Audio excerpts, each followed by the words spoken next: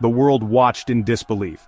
The announcement sent shockwaves across the globe, leaving both allies and adversaries in a state of confusion and concern. The implications of such a move were vast and unpredictable. Just days after announcing sweeping new tariffs, President Trump blinked. His bold stance, which had initially seemed unshakable, now appeared vulnerable. The sudden shift in strategy was unexpected. The self-proclaimed tariff man seemed to fold under pressure. The weight of economic realities and political backlash was too much to bear. His advisors, once confident in their approach, now scrambled for alternatives. The stock market, a barometer of confidence, had plunged into a dizzying freefall. Panic gripped investors. The financial world was in turmoil, with analysts predicting a prolonged period of instability. The White House, once a bastion of bravado, scrambled to contain the fallout. Meetings were held behind closed doors, and the administration sought to reassure both the public and the markets.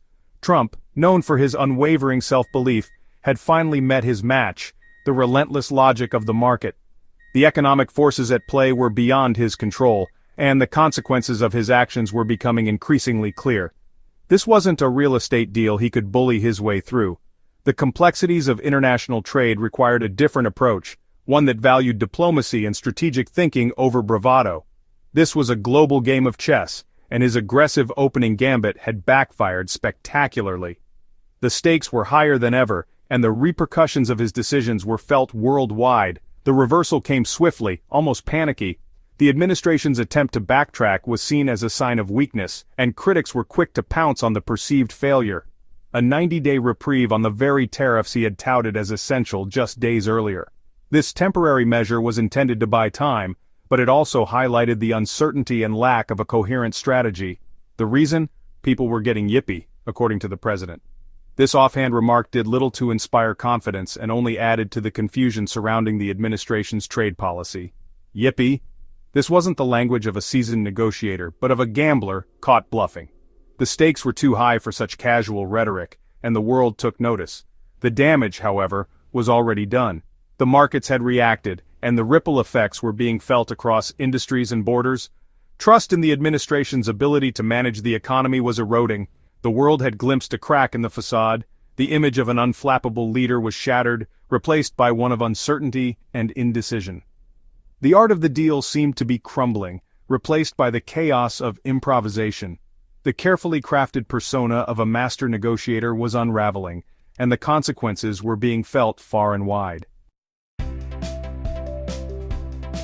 The initial announcement had sent shockwaves through global markets. Investors and traders alike were caught off guard, scrambling to make sense of the new economic landscape.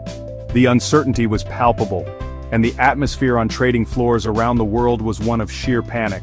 Tariffs, a staggering 145% on nearly all Chinese goods, were suddenly a reality. This drastic measure was intended to pressure China into trade concessions, but the immediate effect was chaos. Supply chains that had taken decades to build were now in jeopardy, and businesses reliant on Chinese imports faced an existential threat. The Dow Jones Industrial Average, a bellwether of the U.S. economy, plummeted. Investors watched in horror as their portfolios shrank within hours. The ripple effects were felt globally, with markets in Europe and Asia also taking significant hits. The interconnectedness of the global economy meant no one was spared. The S&P 500, tracking the performance of 500 large companies, followed suit. It was a bloodbath. Companies that had been stable for years saw their stock prices nosedive. The fear of a prolonged trade war led to a sell-off, as investors sought to minimize their losses. Financial analysts, normally measured in their assessments, sounded the alarm. The consensus was clear: the tariffs were a disastrous policy. Experts warned that the long-term consequences could be severe, potentially leading to a global recession. The sense of urgency was unmistakable. Jamie Dimon, CEO of J.P. Morgan Chase, warned of dire consequences. He emphasized that the tariffs would not only hurt China but also have a boomerang effect on the U.S. economy. Dimon called for a more measured approach, urging policymakers to consider the broader implications of their actions.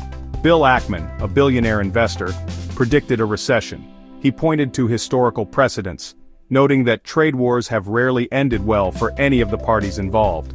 Ackman advised investors to brace for a turbulent period ahead, suggesting that the worst was yet to come.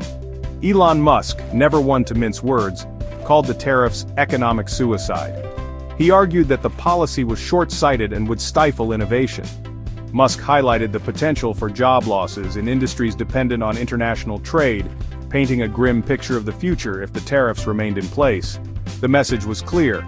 Trump's trade war, waged with the fervor of a Twitter tirade, was backfiring.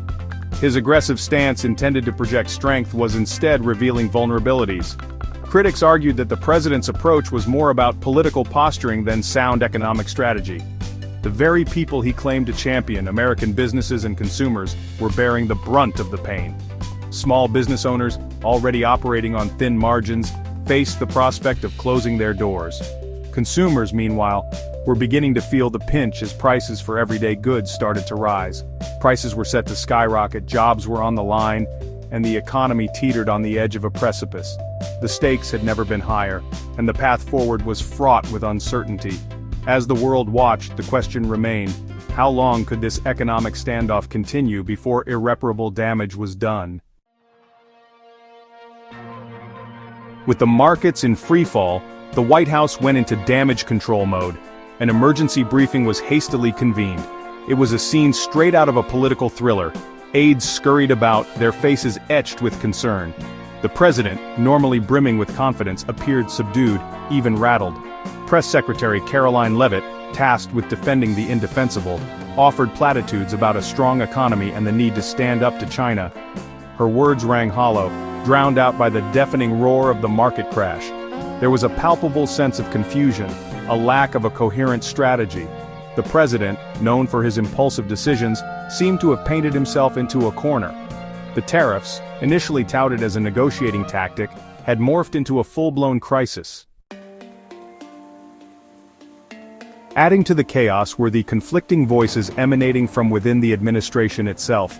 Treasury Secretary Scott Bessent, a voice of reason amidst the storm, had reportedly advocated for a more targeted approach to China. Vice President J.D. Vance, once a staunch Trump ally, was said to be increasingly sidelined, his calls for caution ignored. Meanwhile, Peter Navarro, the president's trade advisor and a fervent China hawk, doubled down on the hardline stance. Negotiations were for the weak, he argued. Tariffs were the only language Beijing understood. His words, however, did little to calm the jittery markets or reassure anxious businesses. The impact of the tariffs was being felt far and wide. From bustling city centers to quiet suburban streets, the economic tremors were unmistakable. The tech industry, heavily reliant on Chinese manufacturing, braced for the worst.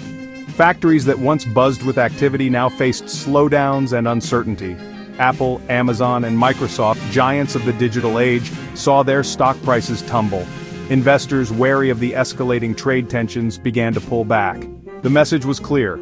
Trump's trade war was a threat to American innovation and competitiveness. Protests erupted, with many voicing their concerns over the long-term implications. Even the toy industry, seemingly a world away from the cutthroat world of global trade, wasn't spared. Parents found themselves paying more for the same toys their children loved. Toy stores across the country faced an impossible choice: raise prices and risk losing customers, or absorb the tariffs and face bankruptcy. Many small business owners were left in a state of despair. The American people, the very people Trump had promised to protect, were caught in the crossfire. Middle-class families, already stretched thin, now had to navigate a landscape of rising costs and economic uncertainty. Prices were rising on everything from electronics to clothing. Consumers, once accustomed to affordable goods, now faced sticker shock at every turn. Jobs were threatened as businesses, large and small, grappled with the uncertainty. The ripple effects of the trade war were felt in every corner of the economy, leaving many to wonder what the future held. Faced with mounting pressure, the White House offered a concession exemptions. Smartphones, computers, and other key tech products were spared, for now. The tariffs, initially billed as permanent, were suddenly temporary, subject to the outcome of negotiations with China. But the exemptions felt more like a band-aid on a gaping wound.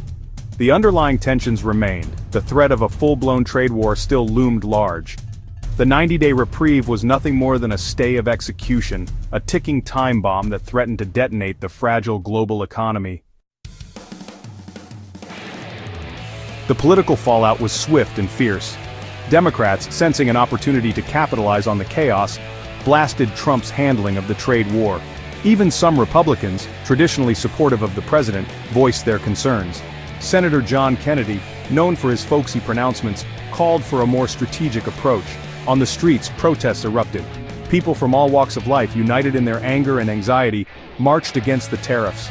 Farmers, their livelihoods threatened by retaliatory tariffs from China, joined hands with tech workers facing layoffs. The message was clear: Trump's trade war was hurting, not helping America.